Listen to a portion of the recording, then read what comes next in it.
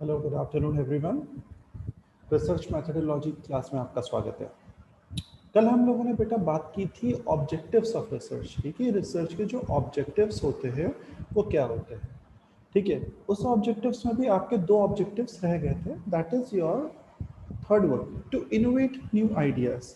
तो अभी तक हम लोगों ने रिसर्च के बारे में बेसिकली काफ़ी कुछ पढ़ा है कि रिसर्च क्या है, रिसर्च क्यों होता है, कैसे किया जाता है, वगैरह वगैरह। इन सब बातों पे हमने डिस्कशन किया है। आज हम लोग डिस्कस करेंगे अपने टॉपिक पे, दैट इज योर कि किस रिसर्च के ऑब्जेक्टिव्स जो होते हैं, यानी कि एक रिसर्चर रिसर्च अगर करता है तो वो क्यों करता है, कुछ तो रीज़न होता होगा उसके पीछे। उस पर हम लोग बात करेंगे। दो पॉइंट्स हमने ऑलरेडी डिस्कस कर लिए थे, आज हम लोग नेक्स्ट उन पॉइंट्स पे डिस्कस करेंगे। सबसे पहले देखो, इसमें लिखा हुआ है third point, to innovate new ideas. Innovation research की नीड है। इनोवेशन का मतलब समझते हैं, कुछ एग्जिस्टिंग चीज में नया करना। जैसे पहले टीवी थे, फिर टीवी से नॉर्मल टीवी से कलर टीवी आए, फिर कलर से ब्लैक एंड वाइट थे, सॉरी ब्लैक एंड वाइट से कलर आए, कलर से एलसीडी, फिर एलईडी आया, फिर स्मार्ट टीवी आया। क्या मतलब हुआ इसका? This is what we called innovation. Innovation में क्या होता है, पुरानी चीज़ों में ही, एग्जिस्टिंग चीज़ों में ही हम लोग कुछ नया करते हैं, that is what we call innovation. तो टीवी जो ब्लैक एंड वाइट टीवी था, उसके बाद कलर टीवी, फिर कलर से वो टीवी स्लिम हुआ एलसीडी में, फिर वो और शार्प हुआ एलईडी, फिर एलईडी से वो इंटरनेट गूगल के थ्रू कनेक्ट हो गया and it becomes a smart TV. Fine. तो this is what we call innovation. जैसे कि एक एग्जिस्टिंग चीज़ में कुछ नया आता है, उसी तरह से रिसर्च में भी नई सोच, नए आइडियाज की ज़रूरत होती है। One of the objectives of a researcher is to bring the constant improvement in the techniques of his trade. यानी कि वो जो ट्रेड कर रहा है, ट्रेड का मतलब बिजनेस नहीं कर रहा है, ट्रेड का मतलब वो जो भी रिसर्च का काम कर रहा है उसमें उसे कुछ नया चाहिए होता है। यानी कि पुरानी चीज़ के, जब वो एग्जिस्टिंग चीज़ को तो वो पढ़ ही रहा है, और उस पर जब वो रिसर्च कर रहा है, दोबारा से फिर से कर रहा है, तो ऑब्वियस सी बात है वो फिर से क्यों कर रहा है रिसर्च, कुछ नए के लिए। और यही नए आइडियाज़ की यहाँ पे बात पूरी हुई है। तो one of the objective is to bring this apart from verifying and testifying the existing assumptions, one of the functions of research is to add new knowledge to the state of the art। यानी कि पुरानी चीज़ों के साथ साथ नई चीज़ों पे काम करने को ही रिसर्च कहते हैं। जब आप रिसर्च करेंगे, यानी कि शोध करेंगे, तब आपको ये पता चलेगा कि अच्छा ये भी कोई चीज़ है, और आपको नए फैक्ट्स पता चलेंगे। You are going to get new facts, information कि क्या नई चीज़ें हैं, आपको वो भी पता चलेंगी। ठीक है। Research invokes the innovation of new concepts, theories and idea in a business study। आपको कुछ नई चीज़ों के बारे में पता चलेगा, कुछ नए कॉन्सेप्ट हो सकते हैं, कुछ नई ऐसी थ्योरीज जो अभी तक नहीं आई थी, या कुछ नई चीज़ जिसको आपने बारे में नहीं सोचा था, वो आपको रिसर्च से मिल सकता है। Apart from this, research also removes and discards worthless theories they are prevalent in the society। यानी कि जो पुरानी थ्योरी, जो फालतू की है, ओल्ड, जो कि यूजलेस है, जिसका कोई मतलब नहीं है, यानी कि जो किसी काम की नहीं है बेसिकली। अगर ऐसी थ्योरीज जो पहले हम पढ़ रहे थे, एक अच्छे रिसर्च से हमें पता चल जाता है कि क्या कॉन्सेप्ट या क्या थ्योरी हमारे लिए अच्छी है या बेकार है, और फिर हम उसको सिस्टम को समझने में यूज़ कर लेते हैं। ठीक है। तो यहाँ पर आपने बात की, हम लोगों ने इस पॉइंट की कि किस तरह से इनोवेशन हम रिसर्च के थ्रू करते हैं, यानी कि रिसर्च करने का एक सबसे बड़ा प्रमुख कारण इनोवेशन भी होता है। ठीक है, यहाँ तक आई थिंक सबको समझ में आ गया होगा। नेक्स्ट हम लोग बात करते हैं नेक्स्ट पॉइंट की। नेक्स्ट पॉइंट है आपका इसमें, that is your fourth point, to improve the quality. Quality को इम्प्रूव करना भी रिसर्च का एक बहुत इंपॉर्टेंट तरीका होता है। यानी कि आप किस टाइप की रिसर्च कर रहे हैं, ये मतलब नहीं कि आप रिसर्च, चाहे आप ओरिजिनल काम कर रहे हो यानी कि प्राइमरी, चाहे आप सेकेंडरी डेटा में काम कर रहे हैं, यानी कि और दूसरी इंफॉर्मेशन कलेक्टेड को फिर से यूज़ कर रहे हैं, उससे मतलब नहीं होता है। मतलब ये इससे होता है कि इनमें से आप जिस भी टेक्निक का यूज़ करें, इसका या इसका, कई बार आप दोनों का भी यूज़ कर सकते हैं, तो आपकी जो टेक्निक है वो कितनी फ्रूटफुल है, और उससे रिसर्च का जो रिजल्ट आया है वो कितना अप्रोप्रिएट आया है, that quality is called improving the quality, improvement. The whole exercise of any activity is done by the improvement of quality of a product, machinery or life of human being. Research इन सब में से किसी भी चीज़ पे हो सकती है, किसी वस्तु पे, किसी मशीन पे या किसी इंसान पे। रिसर्च तो किसी पे भी हो सकती है। अब राइट ना कोविड-19 पे कितनी रिसर्च चल रही है और इसका नतीजा वैक्सीन आई, तो वो इंसानों के लिए बनाई गई थी। एक वायरस पे रिसर्च करके कि इंसानों को कैसे बचाया जाए, वो भी एक रिसर्च है। कई बार अच्छी अच्छी टेक्नोलॉजी आती है, सोलर पैनल कैसे एनर्जी को ट्रैप करके इलेक्ट्रिसिटी का प्रॉब्लम को सॉर्ट आउट किया जाए। This is all called research. For a business organisation it is utmost important to improve the quality of its product। यानी कि एक बिजनेस ऑर्गेनाइजेशन रिसर्च इसीलिए करता है ताकि वो अपने प्रोडक्ट की क्वालिटी को बनाता रहे। सिर्फ प्रोडक्ट बनाना और बेचना काम नहीं होता है, उसके साथ ये ज़रूरी भी होता है कि आपकी जो प्रोडक्ट की क्वालिटी है वो improve. This can be achieved by a systematic and a critical investigation, that is research। और रिसर्च ही वो तरीका है जिससे हम ये काम कर सकते हैं। इसलिए तुम लोग को बता दूं मैं, हर ऑर्गेनाइजेशन में एक R&D डिपार्टमेंट होता है। R&D डिपार्टमेंट का मतलब होता है रिसर्च एंड डेवलपमेंट सेंटर या डिपार्टमेंट। इसका काम ही क्या होता है? इसका काम होता है ये करना, यानी कि शोध करना, क्योंकि जब रिसर्च करेंगे तभी हम आगे चीज़ों को डेवलप कर पाएंगे। बात समझ में आ रही है? तो क्वालिटी को इम्प्रूव करना ताकि अच्छे रिजल्ट्स आएँ, अच्छा तरह से काम हो, ये भी रिसर्च की पहचान होती है। ठीक है, तो ये थे ऑब्जेक्टिव्स कि हम रिसर्च क्यों करते हैं। यहाँ पे आपके ऑब्जेक्टिव्स पूरे होते हैं। आज हम लोग नेक्स्ट टॉपिक स्टार्ट करेंगे आज की क्लास का, that is called types of research. कि रिसर्च कितनी टाइप्स की होती है। वैसे तो रिसर्च कई सारी टाइप्स की होती हैं, तो हम लोग हर टाइप को बहुत ही सीक्वेंस में और बहुत ही सिस्टमेटिकली लेके चलेंगे। ठीक है, सबसे पहला टाइप है डिस्क्रिप्टिव वर्सेस एनालिटिकल रिसर्च। सबसे पहले आते हैं descriptive research. Descriptive research basically describes what is. It mainly involves collection, recording, describing and analyzing the facts related to the study। यानी कि बेसिकली क्या रिसर्च होनी चाहिए या क्या रिसर्च में होना चाहिए,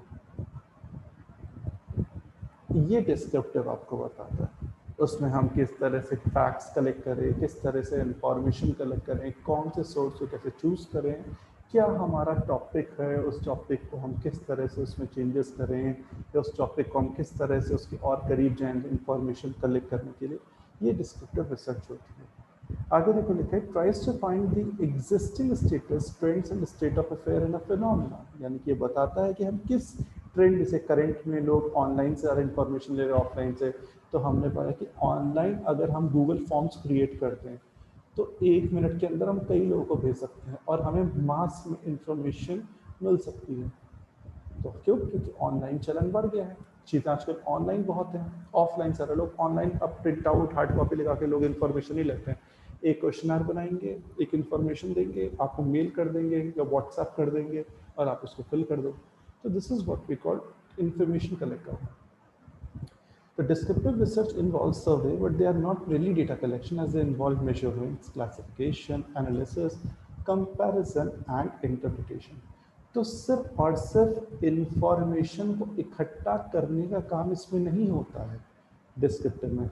इसके जितने बाद के स्टेप्स भी होते हैं, आफ्टरवर्ड्स के स्टेप्स, वो भी आपके डिस्क्रिप्टिव रिसर्च में आते हैं। बात समझ में आई कि सिर्फ डेटा कलेक्ट कर लेना he is not about descriptive research. Data collect करने के बाद उसको एनालाइज करना, उसको चेक करना, उसको टेस्ट करना, ये भी डिस्क्रिप्टिव रिसर्च में आपके आता है। ठीक है, उसके बाद इसका सेकंड पार्ट हम आते हैं एनालिटिकल रिसर्च, जो कि यहाँ पे ये बोला गया है कि what is actually analytical research is all about. तो हम देखते हैं एनालिटिकल रिसर्च पे यहाँ पे। Analytical research, on the other hand, deals with what will be. In this type of research, the variable involved are carefully and scientifically controlled। यानी कि क्या होना चाहिए या किस तरह से होना चाहिए, इस पे हम लोग एनालिटिकल रिसर्च पे बात करते हैं। यानी कि अब देखिए इसको भी समझते हैं। पिछले वाले में क्या और कैसे या किस तरह से।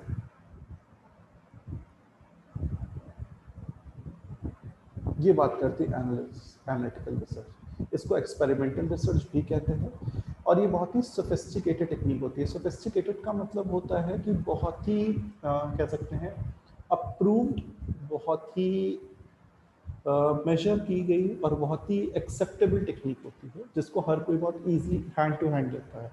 This kind of research is based on 4 important points like controlling, manipulation, observation and replication.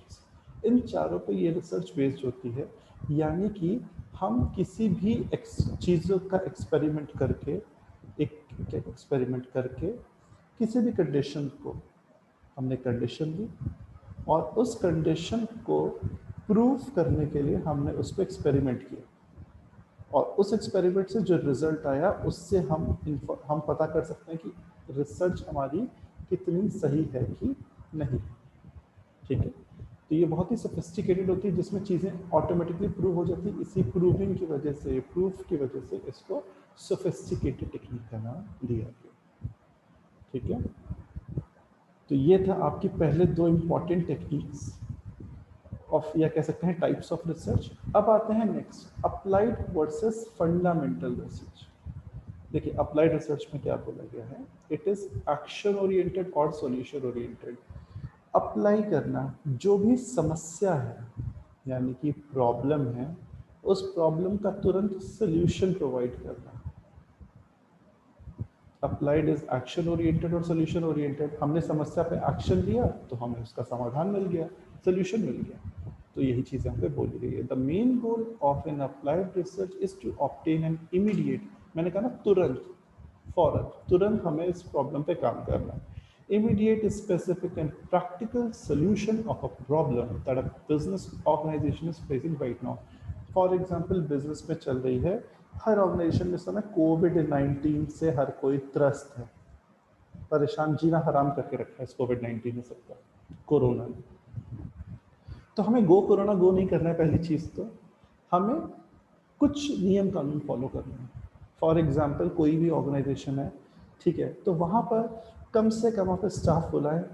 अगर स्टाफ के आना बहुत ही ज़रूरी है, लेस नंबर ऑफ स्टाफ आना है, डिस्टेंस रखें, सैनिटाइजेशन करें, ठीक है ना, कुछ भी खाने पीने का साथ बंद कर दें वहाँ पर, और प्रॉपर मेडिसिन की अवेलेबिलिटी रखें, एंड डॉक्टर्स और मेडिकल किट्स भी आप अपनी रखें। तो इससे क्या होगा, जो करंट समस्या है सोल्यूशन उसका समाधान हो सकता है। और कोशिश करें जितना हो पाए वर्क फ्रॉम होम दें। अगर सब हो पाए तो 100% लोग को दे दें, और अगर 10% लोग की जरूरत है तो 10% को ही बुलाएं, वो भी प्रॉपर डिस्टेंसिंग के साथ और पूरा सैनिटाइजेशन के साथ, ताकि ना के बराबर प्रोबेबिलिटी हो कोरोना होने की किसी भी बंदे को। क्योंकि ये एक ऐसी प्रॉब्लम है जो फैलती है एक से दूसरे को, दूसरे से 10 को, और इसी वजह से आज कोविड की सेकेंड वेव इतनी खराब हो चुकी है इंडिया में। तो ये कहने का मतलब क्या है, ये एक सोल्यूशन है जिसके थ्रू हम लोग इस प्रॉब्लम को काफ़ी हद तक बिजनेस ऑर्गेनाइजेशन स्पेशली सॉल्व कर सकते हैं। ठीक है, अब देखिए आगे क्या लिखा हुआ है इसमें। It gives here and now solution in actual problem situation. ये एक्चुअल लाइफ की मैंने आपको बात बताई एग्जांपल में। It involves scientific investigation but the methods are not so rigorous as fundamental research. लेकिन जितना ईजी इसको बोलना है उतना ही टफ इसको लागू करना है। कई लोग फॉलो नहीं करते हैं, ऑर्गेनाइजेशन में मास्क नहीं पहनते हैं, कई ऑर्गेनाइजेशन पैसा बचाने के लिए साफ सफाई पर ध्यान नहीं रखती है, मेडिकल किट्स प्रोवाइड नहीं करती हैं, ठीक है ना। कई वर्क फ्रॉम होम के नाम पर एम्प्लॉयज़ जो होते हैं वो अपना आराम करते रहते हैं, काम नहीं करते हैं, दूसरों से करवा लेते हैं। तो आपको इस टाइप की चीज़ें करनी है ताकि जो रिजल्ट हो वो भी सही हो और प्रॉब्लम का सोल्यूशन भी मिल जाए। ठीक है, it find solution to be applied in local environment and they must not be universally acceptable. अगर आप सही से एनवायरनमेंट या कंडीशन के अकॉर्डिंग इसको लागू नहीं कर पाओगे तो रिजल्ट आपके अच्छे नहीं होंगे, यूनिवर्सली एक्सेप्टेबल नहीं होंगे। Applied research does not promise to add new knowledge to this discipline. और ये बहुत ही इंपॉर्टेंट है कि ये समस्या का समाधान के लिए तुरंत काम किया जाता है, इसमें कुछ हम नया हमें नहीं मिलता है, यानी कि कोई भी न्यू चीज़ पिछली बार की तरह नहीं आती है। ठीक है, तो ये अप्लाइड रिसर्च की इस बारे में हमने बात की। अब बात करते हैं फंडामेंटल रिसर्च के बारे में। यहाँ से आपका फंडामेंटल रिसर्च शुरू हो रहा है। It is carried out to scientifically enhance the organised body of knowledge of a discipline. यानी कि फंडामेंटल का मतलब, पहली बात तो मैं आपको बता दूं, इसको बेसिक रिसर्च या प्योर रिसर्च भी कहते हैं। ये दो नामों से एग्जाम में आता है। तो तुम लोग इसको नोट कर लेना, और पहले भी मैं क्लासेस में बता चुका हूँ आपको ये चीज़ें। अब इसमें क्या होता है कि हम लोग साइंटिफिक तरीके से सब चीज़ों को पढ़ते हैं, एज ऑल्सो नोन, देखिए यहाँ पे लिखा भी हुआ है कि इसको हम बेसिक रिसर्च भी कहते हैं। It is concern with formulation of theory and generalisation of principle. इसमें बोला भी गया है कि ये थ्योरीज एंड प्रिंसिपल्स की इसमें बातें बोली गई कि रिसर्च के बेसिक टूल्स क्या हैं, कॉन्सेप्ट्स क्या हैं, वगैरह वगैरह। To evaluate and expand a formulated theory it may use empirical data, हम डेटा का इस्तेमाल करते हैं। बेसिक रिसर्च, जिसको फंडामेंटल रिसर्च भी कहते हैं या प्योर रिसर्च भी कहते हैं, इसमें सिस्टमैटिक तरीके से सोफिस्टिकेटेड साइंटिफिक टेक्निक्स का यूज होता है। यानी कई सारे रिसर्च के जो मेथड्स होते हैं उनको हम यूज करते हैं लॉजिकल स्टेप बाय स्टेप, जिसको हम प्रूव भी कर सकते हैं। ठीक है। उसके बाद लिखा है फंडामेंटल रिसर्च में not suggest the solution of immediate problem. तुरंत समस्या का समाधान के लिए हम फंडामेंटल रिसर्च नहीं करते हैं, क्योंकि उस केस में हमें कौन सी रिसर्च करनी पड़ेगी, अप्लाइड। अगर किसी भी समस्या का तुरंत समाधान पाना है तो उसके लिए अप्लाइड रिसर्च है। लेकिन अगर इमीडिएट प्रॉब्लम नहीं है और लंबे समय के लिए हमें इसका लॉन्ग टर्म सोल्यूशन चाहिए या लंबे समय से रिलेटेड है, लॉन्ग टाइम पीरियड से रिलेटेड है, तो उस केस में आपकी बेसिक रिसर्च, जिसको प्योर रिसर्च या फिर फंडामेंटल रिसर्च कहते हैं, वो ही आपके काम आती है। ठीक है, ये चीज़ इसमें बोली गई है। आज की क्लास का लास्ट टॉपिक है, that is your third type of research, which is your quantitative and qualitative research. कि क्या होती है बेसिकली क्वांटिटेटिव और qualitative research. Quantitative research and qualitative research हम नेक्स्ट पेज में पढ़ते हैं, जल्दी समझ में आएगा। जैसा कि नाम से ही समझ में आ रहा है, क्वांटिटेटिव, क्वांटिटेटिव का मतलब जिसको हम मेजर कर सकते हैं। यानी कि जब हम रिसर्च एप्रोप्रिएट यूनिट्स के थ्रू मेजर करते हैं, देखो यहाँ पे लिखा भी है size, quantity, amount, scale, degree के अकॉर्डिंग। फॉर एग्जांपल किसी भी चीज़ को हम पैसों में कन्वर्ट कर सकते हैं, 1 किलो में कितने का हुआ, या 1 लीटर कितने का हुआ, ठीक है, या 1 किलोमीटर के अकॉर्डिंग कितना लीटर, 1 किलोमीटर में कितना लीटर पेट्रोल चलता है, वगैरह वगैरह। तो हम यहाँ पर चीज़ों को मेजर कर लेते हैं। ठीक है, दैट इज कॉल्ड क्वांटिटेटिव, जिसको हम मेजर कर लें। लेकिन वहीं पे जब हम क्वालिटेटिव पे आते हैं, तो क्वालिटेटिव में मेजरमेंट से आता, देखो लिखा है on the research, qualitative research on the other hand is based on qualitative variable, जो कि क्वालिटी से रिलेटेड होता है। यानी कि बेसिकली वो चीज़ें जो कि हम मेजर नहीं कर सकते हैं, यानी कि वो चीज़ जिसको हम इक्वली किसी पैरामीटर्स के या यूनिट्स के बेस पर हमसे कैलकुलेट नहीं कर सकते। These variables cannot be measured on a scale or in any units. Social scientists use qualitative research, जैसे कि ह्यूमन बिहेवियर पढ़ना। कई बार हम किसी इंसान की साइकोलॉजी जानने के लिए बिना कि कितने किलो तुमने सब पढ़ाई की है, कभी नहीं कहते बेटा कितने लीटर पढ़ाई कर ली, या कितने क्या कहते हैं लीटर तुम्हें समझ में आई बात है, कितना परसेंटेज समझ में आ गया, कोई दिक्कत, इस तरह से बात करते हैं। या तुम ठीक हो तो कोई इंसान नहीं कहता हाँ मैं 97.8% ठीक हूँ और बाकी 2.2% ठीक हो रहा हूँ, ऐसा नहीं कहते हैं, कहते हैं हाँ नियर अबाउट ठीक है। तो ह्यूमन बिहेवियर को समझने के लिए क्वालिटेटिव रिसर्च की जाती है। मार्केट रिसर्च सर्वे में क्वालिटेटिव रिसर्च की जाती है, ताकि हमें पता चले कस्टमर को, जो कि किंग होता है किसी भी मार्केट का, उसे क्या पसंद है और क्या नहीं पसंद है। या तो कस्टमर को चीज़ें पसंद होगी या फिर उसे पसंद नहीं होगी, ये नहीं ठीक है देख लो या देख सकते हैं या बताएंगे, हो सकता है, इस तरह की बात नहीं होती, या तो होता है या तो नहीं होता है। ठीक है, तो it helps in understanding the current pattern of demand of a company product. इससे कंपनी अपने प्रोडक्ट्स की डिमांड भी जान सकती है कि डिमांड कैसी है, अच्छी है तो उसे और अच्छा कैसे करें, खराब है तो उसको कैसे कंट्रोल पाएं। तो आज की क्लास में हमने बेसिकली डियर स्टूडेंट्स बात करी टाइप्स ऑफ रिसर्च की, और जो रिमेनिंग 2 ऑब्जेक्टिव्स थे उनकी बात करी। तो आई होप इतना जितना पढ़ा है उतना तुम लोगों को समझ में आया होगा। ठीक है, तो फिर मिलते हैं नेक्स्ट वीडियो लेक्चर में। तब तक सबको अपना ध्यान रखें और घर पे प्लीज़ सुरक्षित रहें। Take care everyone, have a nice day.